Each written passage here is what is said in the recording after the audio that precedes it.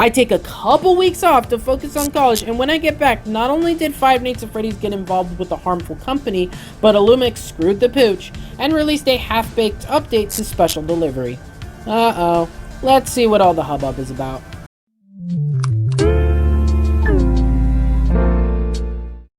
What's up, FNaF fanatics? It's Nathan, and right here, right now, we're looking at a ton of bad news for the Five Nights at Freddy's community, as well as some sprinkles of hope. As always, if you enjoyed today's video, make sure to give it a big ol' like and subscribe for more content just like this. And now, without further ado, let's get started with today's video. So the first thing I want to talk about is the situation involving Five Nights at Freddy's NFTs, but before I begin, here's some context as to what went down. On May 15th, 2021, the Worldwide Asset Exchange, or WAX for short, revealed that it would be producing official Five Nights at Freddy's NFTs. Now, NFTs, for those unfamiliar, are original pieces of virtual images or video that are sold for thousands of dollars. The idea is, although multiple people have access to that same content, you have bragging rights and can say you own the first copy. Plus, it can increase in value over time, and you can sell it for more than it's worth at a later date. Sounds pretty cool, right? On its surface, yeah. But when you look below, things take a turn for the worst. I'm not going to get too into it, but essentially NFTs are bad for the environment in that they require a ton of power and cause pollution. They are also frequently used for art theft and can ruin the reputation of a property. This was a big deal. So people took to Reddit to get a hold of Scott Cawthon, developer of Five Nights at Freddy's, to try to coax him out of the decision. It didn't take long before Scott realized he had gotten involved with something he didn't understand, and in a matter of hours the NFTs were cancelled, with Scott putting out a post saying it was, quote, not worth it. I've gotta say, the fact that this even happened is mind-boggling, especially since Scott Cawthon has been very restrictive of the Five Nights at Freddy's IP as of late, refusing to collaborate with Fall Guys and denying a crossover with Bendy. I get that he was trying to keep up with the trends, and I really admire him for that, but it genuinely concerns me that Scott handed over the rights of the franchise without being knowledgeable as to what they were producing. I really hope in the future he does his homework and doesn't just jump on bandwagons because they're popular. You know, as much as I appreciate the Five Nights at Freddy's community for stopping this procedure, I feel like it took a bit of a hit because of this event. I mean, if you think about it, we essentially bullied Scott Cawthon into canceling NFTs, and although we did it for his own good, it's going to look really bad to an outside observer. The last thing we need is for more people to think Five Nights at Freddy's is just a bunch of children, and this event really looks bad on us. It doesn't help that people were reportedly sending out death threats to Scott Cawthon and making Twitter threads in an attempt to cancel him.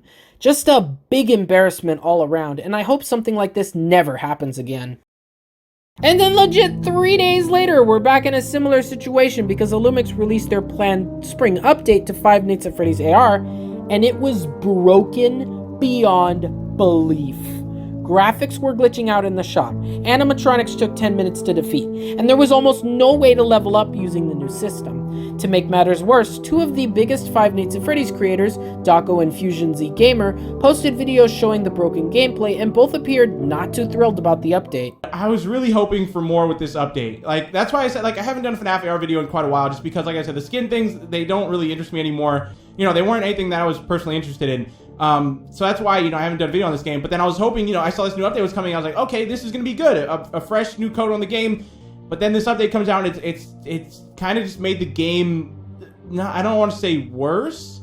It's just, in the current state it's in now, I definitely don't want to return to the game. Okay, my honest opinion of this update. I am disappointed by it, I'll be honest. I thought we were going to get more. I do think that this is a step into the right direction for FNaF AR, but I don't think it's enough yet.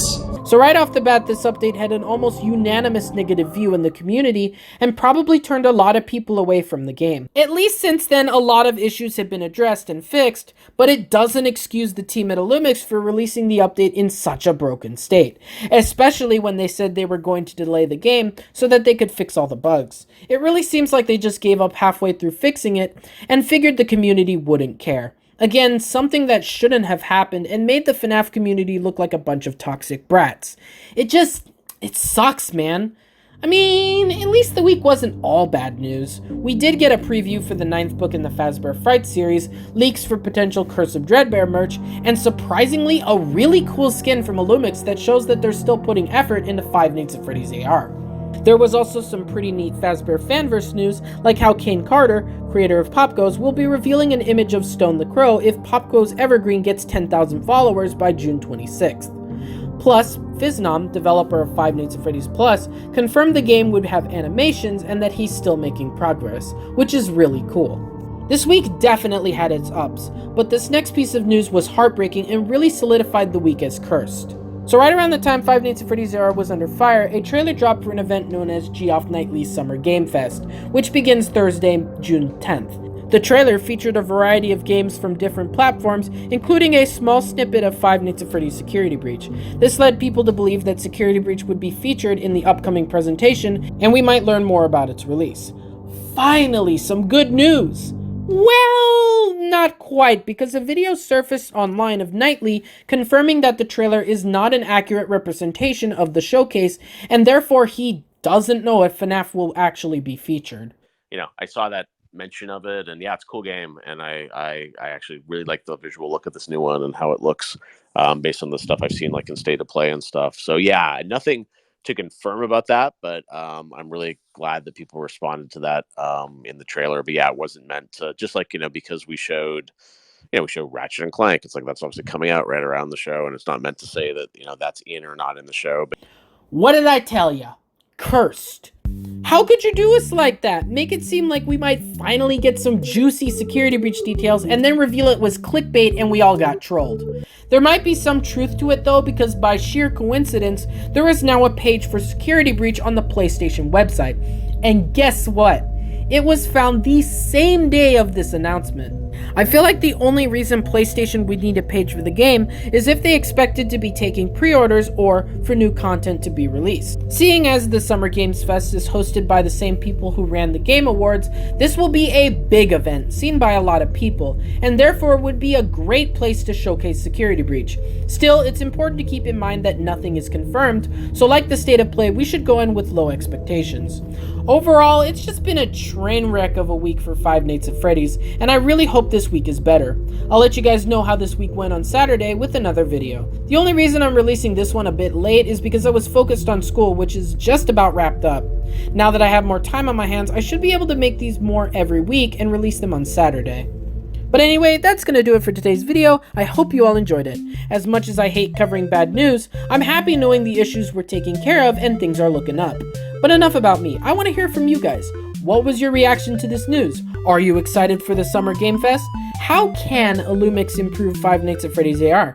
Do you agree with how the community responded to FNaF NFTs? Tell me in the comments below. As always, it's been a pleasure talking Five Nights at Freddy's with you all, and I'll hope you'll join me for another session very soon. Gamer Dude, over and out.